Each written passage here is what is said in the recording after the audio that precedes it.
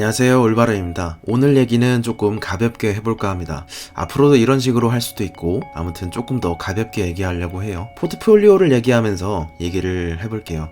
이게 정보 전달도 좋은데 계속 제가 하다 보니까 너무 이게 제가 어색해져서 조금은 여러분들께 편하게 다가갈까 생각 중입니다. 뭐 주식을 다룬다고 해서 너무 딱딱할 필요는 없다고 생각하고, 장기로 투자를 하게 된다 그랬을 때 갖는 장점 중에 하나는 기업의 펀더멘탈에 영향을 미치냐 안 미치냐만 보면 되기 때문에, 예를 들어서 얼마 전에 다초에서 로스캐피탈에서 루머를 냈을 때나 뭐 그런 것들도 다초의 내년 ROE 향상이 굉장히 드라마틱할 거라고 예상이 되는데, 그것에 비해서 얼만큼의 리스크를 얘가 갖게 될 것이냐 이런 것으로 생각을 해볼 때, 이거는 아직 루머 단계고 업사이드가 아직 있으므로 조금 더 지켜보는 게 맞겠다, 뭐 이런 식으로 루머에 대해서도 조금 더 의연하게 대처를 할 수 있기 때문에, 장기 투자를 하게 되면 아무래도 리스크에 대해서 조금 더 객관적으로 보게 되는 힘이 생기는 것 같습니다. 일단 오늘 얘기는 아마존과 페이스북의 애드가 자료들도 보고, 그러면서 이제 조금 들었던 생각들을 얘기해 볼까 합니다. 우선은 이제 포트폴리오에 대한 얘기입니다. 이제 드디어 4만 불을 제가 넘겼습니다. 이게 사실 제가 11월 1일 날도 그렇고 이전에도 추가 매수를 했었는데, 중간에 말씀을 드릴까 말까 하다가 이제 오늘 얘기를 드렸습니다. 원래는 6일 전까지만 해도 34,000달러대였는데 지금 이제 5,000달러가 올라버렸죠. 물론 여기에 추가 매수도 있고요. 일단 매수를 한 것부터 말씀을 드려보자면 최근에 조금 많았습니다. 세 가지를 했는데, 저번 주에는 제가 다초를 2주 매수를 했었죠. 그리고 결과적으로 볼 때는 제가 살 때만 해도 180달러에 2주를 매수했는데 지금은 이제 여차저차 해서 220달러가 돼버렸습니다. 그리고 포트에 추가로 들어온 애가 솔라엣지를 196달러에 2주를 더 매수를 했습니다. 그래서 지금 15개가 됐죠. 뭐 사자마자 많이 올랐어요. 사자마자 많이 올라서, 그리고 원래 제가 나름 늦었다고 생각을 했는데도 판단을 하고 들어갔을 때가 200 몇 달러 정도일 때여서 지금은 수익이 표시가 된, 아직 이제 사이버머니죠. 꺼내지 않았으니까요. 그런 상황입니다. 그리고 포트에 제가 추가로 넣은 애가 어레이와 시잉머신입니다. 여기는 어레이는 워낙에 괜찮은 기업이라고 생각하고 있었고, 최근에 IPO 하면서 정말 많이 올라갔다가 지금 다시 IPO 한 가격 정도만큼 내려왔어요. 그래서 이제 매수를 하게 되었습니다. 이게 뭐냐면은, 어레이라는 기업은 이렇게 솔라 트래커라고 해서 포지션을 바꿔주는 겁니다. 이 태양이 떠서 질 때까지 포지션을 바꿔주는, 한마디로 이렇게 축을 변경을 해줘서 패널이 태양을 따라갈 수 있게끔 해서 일간 발전 효율을 높여줄 수 있는, 이제 유틸리티 규모에서는 거의 필수품에 가깝습니다. 그런데 미국 시장에서는 유틸리티의 70%가 이 트래커를 사용을 하는데, 다른 국가들에서는 거의 이거를 30%밖에 쓰고 있지를 않아요, 아직도. 그래서 다른 국가에서의 발전 가능성이 조금 더 크다, 이렇게 바라봤고, 이 분야의 1위 기업은 넥스트 트래커라는 기업이 있습니다. 여기가 조금 압도적인데 그래도 어레이도 뒤지지는 않고요. 여기가 한 30 몇 %였던 것 같고 어레이가 17% 정도 됐던 것 같습니다. 나중에 이제 이거에 대해서는 추가로 정리가 되는 대로 한번 가볍게 올려볼게요. 그리고 여기 이제 시잉머신은 포트폴리오상 큰 의미는 없어요. 여기 5,000주라고 돼 있긴 한데 시총이 작기 때문에 위험해요. 일단은 위험합니다. 이거는 굉장히 위험한 주식이라서 그래서 굉장히 적게 넣었던 거고요. 아직은 변동성이 굉장히 큽니다. 그래가지고 이렇게 하루에 24%가 오를 때도 있고, 보통의 경우에는 제가 쭉 지켜보니까 하루에 5% 플러스 마이너스를 계속합니다. 그러니까 이거를 뭐 변동성이 크다는 거, 그러니까 만약에 고려를 하시더라도 굉장히 적은 액수를 투자를 하시기를 얘기를 드리고, 예전에 제가 테슬라 얘기를 많이 하는데 그러면서 유로 엔캡이랑 컨슈머 리포트에서 테슬라가 낮은 점수를 받았던 이유 중에 하나가 뭐였죠? 기억나시나요? 그 DMS라 그래서 얘기를 드렸었죠. 한마디로 이제 운전자가 어떤 상태인지를 계속 파악을 해주는 장치죠. 이거는 레벨 3 단계까지 계속해서 쓰이는데, 핸즈오프를 하고 아이오프를 하더라도 그 캐딜락 CT6를 보게 되면 이렇게 시잉머신에 장비가 들어가 있습니다. 눈이나 이런 다른 짓을 하고 있는지 아닌지를 계속 확인을 해주는 시스템이에요. 그래가지고 뭐 다른 데를 너무 오래 보고 있는다, 뭐 주의가 산만됐다, 그러면은 이제 바로 보라고 이거를 보게끔 해줍니다. 앞으로 운전자 주행보호장치 ADAS가 계속해서 필수화될 거라는 시나리오 하에서는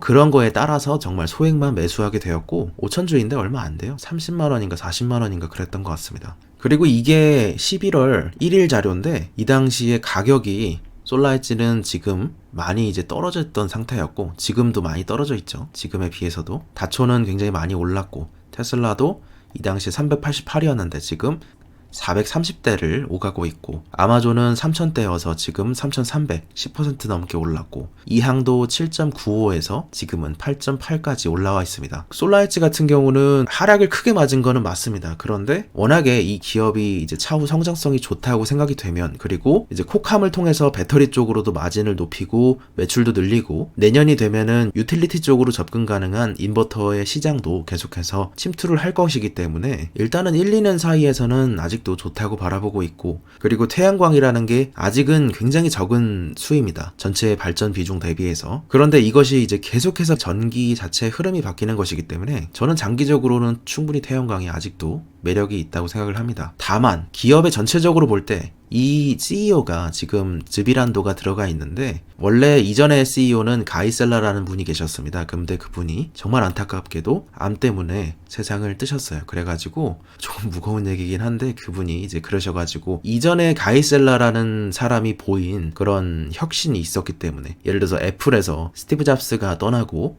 팀 쿡이 왔을 때 잘 하겠느냐 이런 얘기가 돌았듯이 지금 솔라엣지도 약간 비슷한 그런 상황입니다. 다만 여기 지금 CEO로 계신 드비란도라는 분은 원래 영업 쪽에는 이게 꽤 잔뼈가 굵으신 분이고, 처음부터 솔라엣지에 같이 계셨던 분인 만큼 뭐 일단은 두고 보는 게 맞겠다 이런 생각을 합니다. 이게 이 카피를 겁먹지는 마시고 이건 별건 아닌데 이렇게 올라와 있습니다. CNN 비즈니스는 베조스가 아마존 주식에 30억 달러를 막 팔아치웠다 이런 얘기를 하고 있고, 마켓워치도 선거 주간 동안 팔아치웠다. 포브스도 혼돈 속에서 제프 베조스가 주식을 한참 많이 팔았다 이런 어조들을 기사를 보였는데, 새삼 이렇게 놓고 보니까 아유 카피가 좀 자극적입니다. 이게 뭐 엄청난 일은 아닙니다.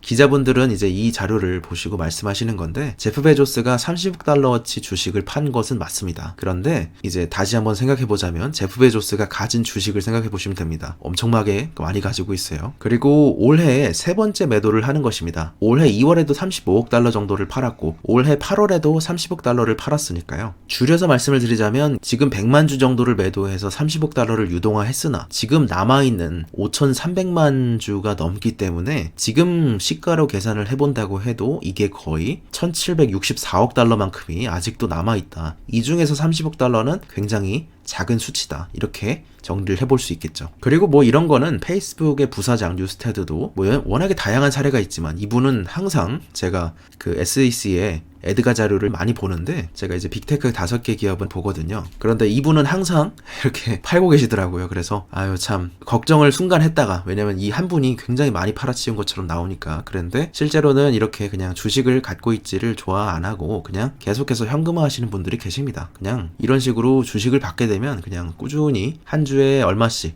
매도를 하시는 분들이 계세요. 그 외에 자잘한 소식 중에 하나로는 중국이 무인 드론 글로벌 리더십을 강화하기 위해서 민간 항공국에서 무인 민간 항공 실험 구역이라는 것을 발표를 했습니다. 이번에 지정받은 곳을 보게 되면 베이징도 있고 상하이도 있고, 그리고 항저우, 쯔궁 이렇게 쭉 있는데, 그 중에 눈에 띄는 것은 이항의 주주로서 눈에 띄었던 것은 허저우입니다. 이 허저우는 이항이 곧 정규 UAM 서비스를 운영할 것이기도 하고, 이 항에 한정돼서는 이제 여기에 세계 최초로 이포트 드론이 날아다닐 수 있는 공항이 이렇게 지어지는 것이기 때문에 이제 이것에서 관광 택시로 운영할 것을 얘기하는 것 같습니다. 그러므로 앞으로 여객 운송이나 관광이나 물류, 소방, 응급구조 등에서 계속 여러 가지 포트폴리오를 사용을 할 것인 만큼 민간 항공국의 이런 발표는 긍정적인 상황이죠. 김승화님께서 뒷부분의 이야기들에 대해서 좋아해 주셨습니다. 감사합니다. 저도 사람 향기 나는 개인적인 댓글들을 좋아합니다. 근데 사실 저도 예전에 유튜브를 할 때 뭐 다양한 것에 제 개인적인 이야기를 하거나 댓글을 잘 달거나 그런 사람은 아니었던 것 같아요. 그리고 지금도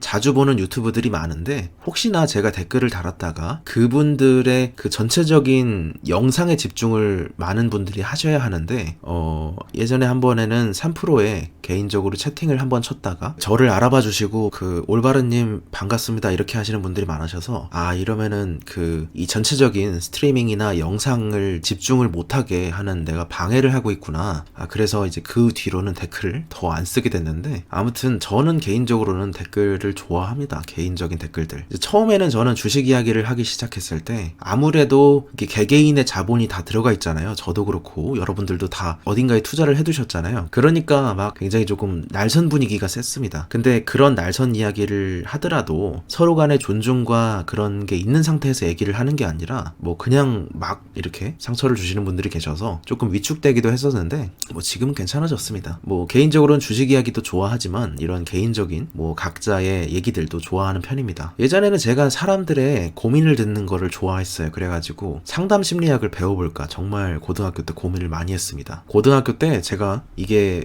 책을 왜 띄워놨냐면 제가 고등학교 도서관에 가서 처음 읽었던 책이 이 알프레드 아들러의 심리학이란 무엇인가라는 책이었습니다. 이거를 끝까지 거의 점심시간마다 가서 계속 읽었는데 저한테는 이 책이 정말 재밌었던 그런 시간이었습니다. 일단 오늘의 얘기는 그렇습니다. 이게 뒤에 얘기가 조금 길어질까봐 해서 오늘 여기서 마치겠습니다. 오늘도 감사합니다. 올바른이었습니다.